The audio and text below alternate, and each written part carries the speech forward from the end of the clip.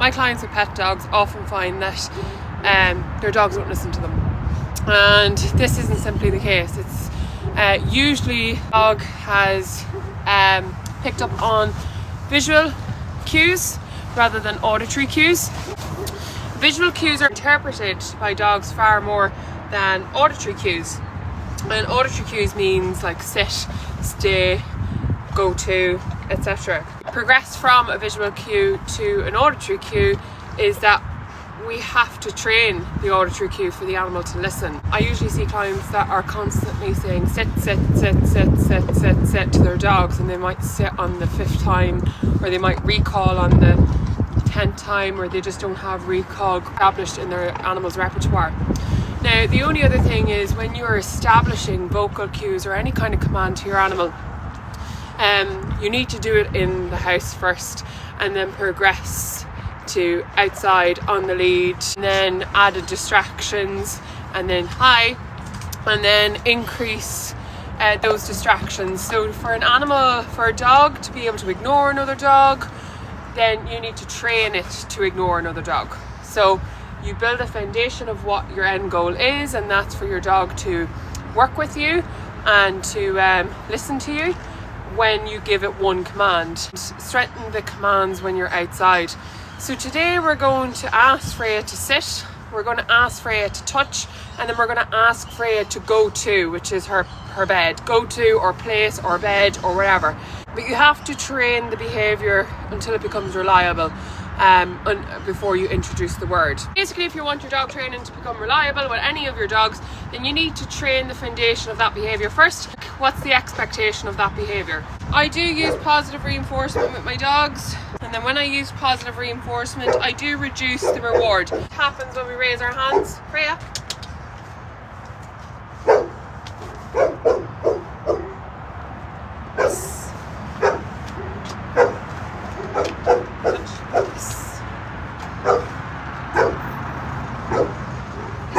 We know what happens when we raise our hand to our dogs automatically sit, because the way we train our dogs to sit is to by lure and reward, and that's to put food over their head, okay? Which is fine, you can do that, okay?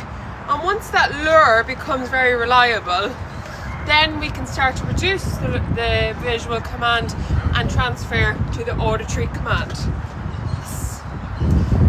Don't mind viewer discretion, there will be slobber on my dog. Touch. You want your dog to be this enthusiastic when you're training, guys. That's the most important. Touch. Touch.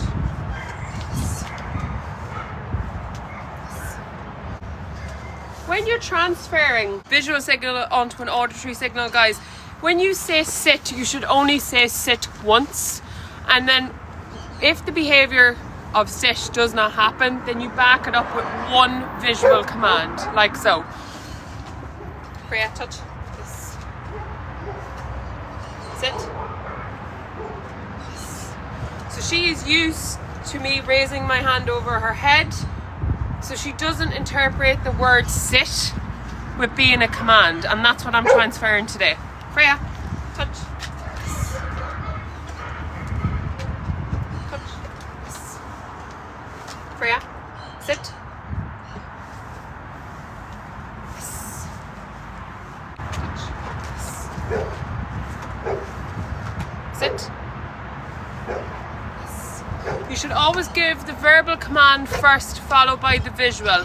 What happens in the animal's mind in canine learning, you give the auditory command, which is to sit, you back it up with a visual signal, like that, yes. And then what happens over time is they say, well, when she says sit, her hand goes up, and that means sit, so I'm just going to listen to the word sit. I will sit, I get rewarded, and then the behaviour happens quicker and quicker each time. Sit. Yes. Freya, touch. Yes. Sit. Yes. Sit. Yes. Okay, I just want to note there what happened. She didn't wait for me to lift my hand, I just walked into her and she already sat.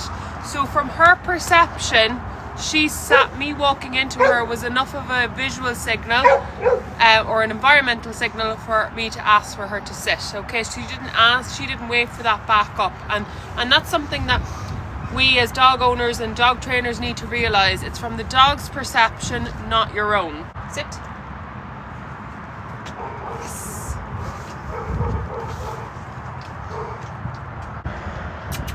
Sit. Yes, good girl. Good girl. Good girl. So did everybody see that transition? I hope you did. That's the first transition of a verbal cue that didn't need to be backed up with a visual. So good on Freya, yeah. Yes. Sit. Yes. Sit. Yes, good girl. Okay, that was the second one without me moving. Watch my foot, guys. If she doesn't sit on the first verbal command, watch my foot. Sit. Yes. That's how much dogs are in tune to our body language.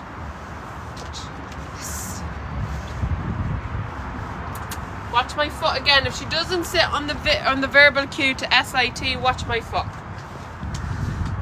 Sit. Yes. It's like magic. Okay? So now we're going to try and reduce that visual cue, okay?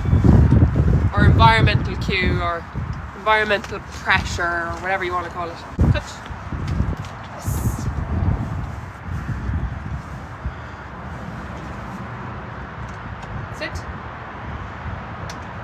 Yes, good girl. So she sat with absolutely no visual signal there, just the verbal command, which is absolutely what you want. Sit. Yes. You should always train to go to, okay?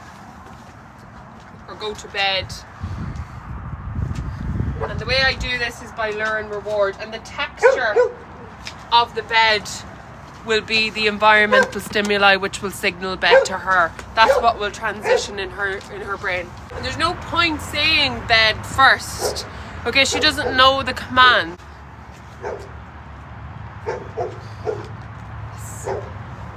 And to get her out of the bed, you can release cue. Touch. Yes. So I'm going to work on go to, touch and sit with her. Sit. Yes, good girl. Freya.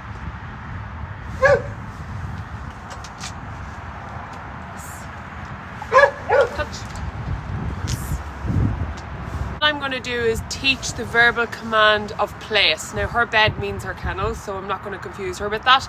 So I'm going to teach her place. That's what that pink mat is, okay? But place to her means go up, walk there, sit there, and it will eventually mean remain there until I give you the verbal cue to remove yourself. Sit. Yes. Yes. Yeah. Touch. Yes. Basically, the way I tell people to reduce their reward system is, you think of it like in any career. You're working for an employer, you get a salary of a basic amount, but by 6 months into your job, guys, you're asked to do more work for the same salary. And this is the exact same idea as to how you can start reducing your reward system with your dog. Girl, touch, sit, yes, girl, yes, touch, sit, yes, Freya. Yes. Sit. Yes. Freya. Okay. Place. Yes.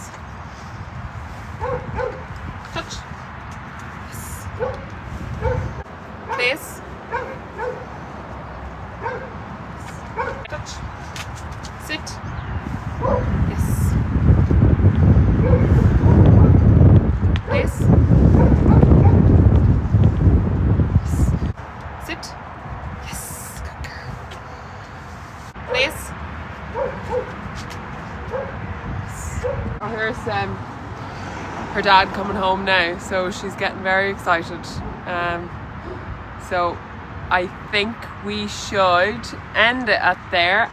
I'll continue to do lives, guys. If you're interested, give us a like, give us a follow.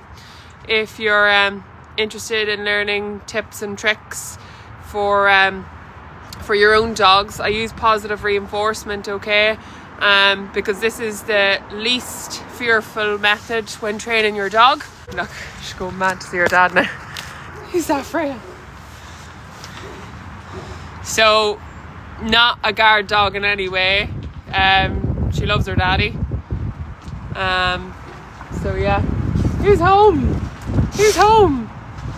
He's home. So look at that strut. Yeah, she's fearless. Let me know if you have any questions or any queries. Look, there's her daddy. Her daddy's laughing at me doing TikToks. He thinks I'm mad in the fucking head. Say hello.